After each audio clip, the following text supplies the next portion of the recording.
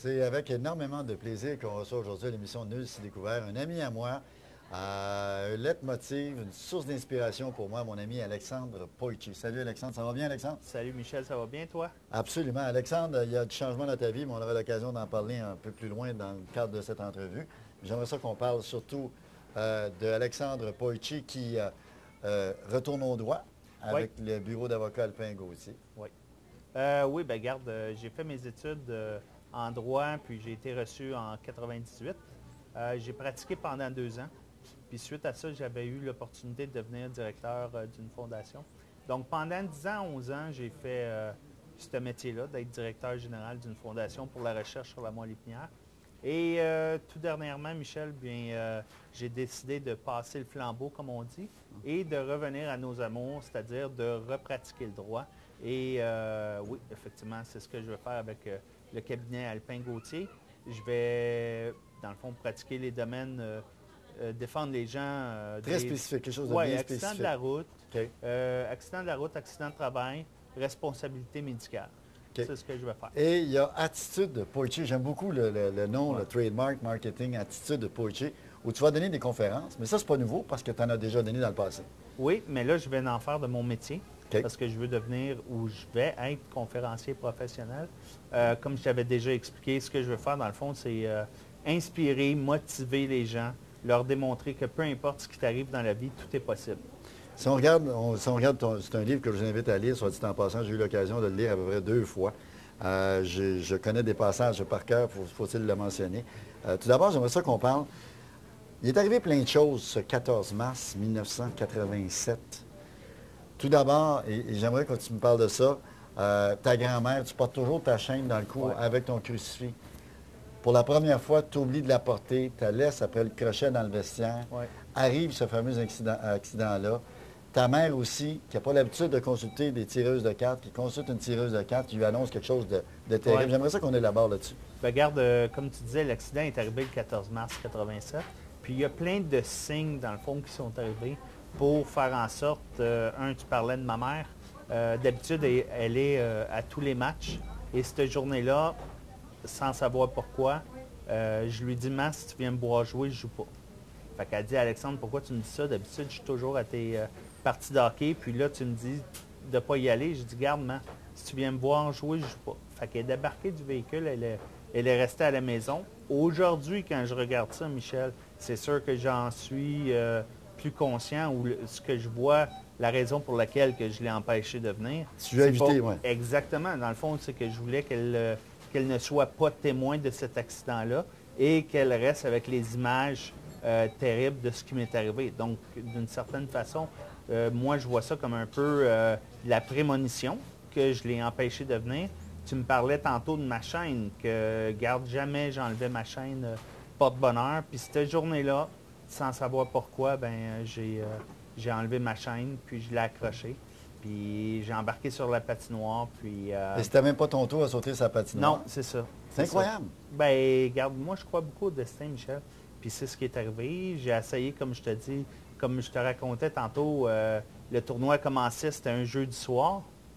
Puis le jeudi, je dis à mes chums, ben, on devrait perdre parce que si on gagne, on le joue le samedi. Puis moi, ben, je travaillais comme emballeur de 9 à 1. La partie était à 2 heures. Ça ne me laissait pas beaucoup de temps. Fait que je voulais perdre la partie de jeudi pour pouvoir jouer le dimanche. Mais on a gagné. Donc, ça a fait en sorte qu'on a joué le samedi pareil. Et Je suis est arrivé arrivé cet accident. à la dernière minute. Et comme j'expliquais, dans le fond, première période, tout allait bien. Deuxième période, tout allait bien. Puis la troisième période, il restait 2 minutes 43. Il y a un joueur qui est arrivé au banc. Comme tu disais, c'était pas mon tour à sauter sa glace, mais mon chum n'était pas prêt. Moi, j'ai sauté. Puis, je suis arrivé dans la zone adverse. À tout à l'heure, j'ai plongé pour aller, comme on dit, fort checker le gars, Ouais. pousser la rondelle en avant du but. Puis ma glissade s'est arrêtée peut-être première dans la bande. Puis je me suis cassé le cou comme ça. C'est survenu, tu avais 16 ans. Exactement. Tu en as 41 aujourd'hui. Ça Ouais. va faire 25 ans le 14 mars que est survenu cet accident-là. Exactement. Des flashbacks, j'imagine. Oui, tu en as toujours, mais tu sais, à un moment donné, tu vis au jour le jour, tu profites de l'instant présent. Puis le fait d'être très occupé, puis d'être de gauche à droite, ben tu vois pas le temps passer. Puis c'est sûr que tu ne t'attardes pas à réfléchir à ça. Parce que c'est sûr que ça m'arrive, par contre, le soir, de réfléchir, puis si cet accident-là n'était pas arrivé, qu'est-ce qui serait arrivé ou qu'est-ce que je serais devenu? Comme on dit, on oublie le passé, on vit le moment présent, puis on en profite au maximum. C'est ça l'attitude Poitiers, finalement. Exactement, oui. Ta rencontre avec Christopher Reeves? Oui, ça, écoute, ça a été en 2001, lors de mes fonctions de directeur général. Il y a eu un congrès à Montréal avec l'Université de Montréal, un symposium sur la recherche sur la moelle épinière. Et le président d'honneur était Christopher Reeve. Donc, j'ai eu l'occasion de le rencontrer en mai 2001, puis d'échanger avec lui. Puis c'était drôle, comme je raconte dans le livre, lui, à quoi il s'est attardé, c'est qu'il voulait savoir où j'avais procuré mon fauteuil, parce que moi, je contrôle mon fauteuil avec la tête, puis lui, il le contrôle avec le souffle. Donc, on a échangé là-dessus, puis garde, ça a été vraiment une belle rencontre qui reste gravée dans ma mémoire. Puis, garde, c'est un chic type qui a aidé beaucoup à faire connaître, dans le fond.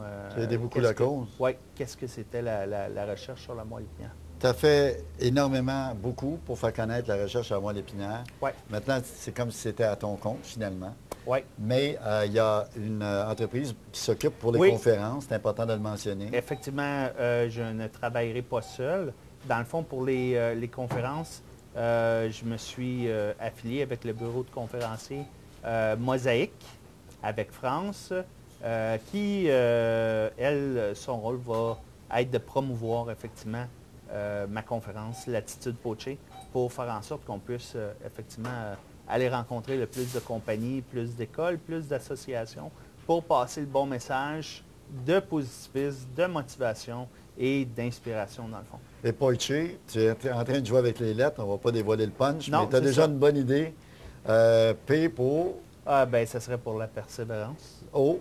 O pour probablement les objectifs. C? C qui serait probablement le courage. Et le E, je t'ai donné une petite idée, mais tu peux t'en servir, je ne veux pas avoir de droit là-dessus parce que... Mais on ne le sait pas encore. Le E, comme on parlait tantôt, ça peut être énergie. Énergie ou entrepreneurship ou je ne sais pas. Mais on est en train de travailler là-dessus. Quelque chose qui serait assez motivant puis qui, dans le fond, jumellerait aux trois autres significations qu'on a trouvées du P au CE. Maintenant, on t'a vu à Star Academy, on t'a vu dans plein d'émissions de télé. Il faut mentionner également aux gens que pour la recherche en moelle épinière, ta marraine et ton parrain, c'était pas n'importe qui, c'est Julie Snyder et Éric Pellado. Exact. Cette association-là va demeurer avec Alexandre Poitiers et Attitude Poitiers, j'imagine. C'est certain que j'aimerais ça garder les liens avec eux. C'est sûr qu'avec le fil du temps, on a développé plus qu'un lien d'affaires, mais c'est un lien d'amitié. Puis on va voir, comme je te dis, je crois beaucoup au destin.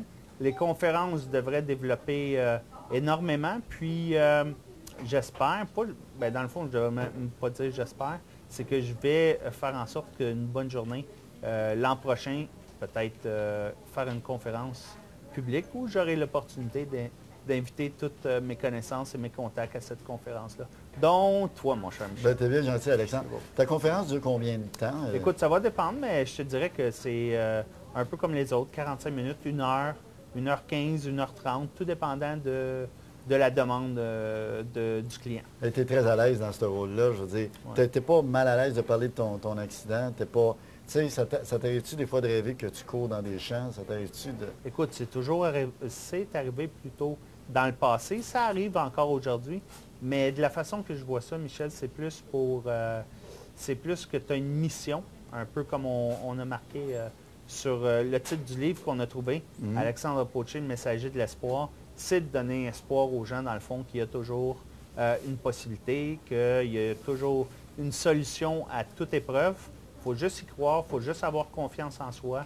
Puis comme on dit souvent, dans le fond, si tu veux, tu peux.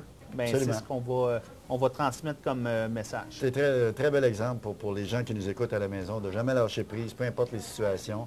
Je le mentionnais au début, puis je le redis de nouveau, c'est une source d'inspiration. Ça a pris mon gars, Alexandre Poitiers. Il va être réédité, j'imagine, ce livre-là. Bien, ça, on va travailler là-dessus aussi, à voir, puis ça s'est vendu assez bien quand même. Oui, quand même assez bien. Comme je te disais tantôt, il y a plus de 2500 ou 3000 exemplaires qui ont été vendus.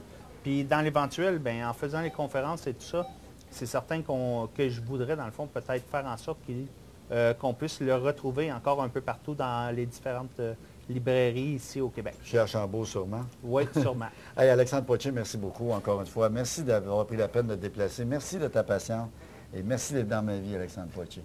Bien, Michel, c'est un plaisir, puis merci à toi. Puis au plaisir de revenir n'importe quand.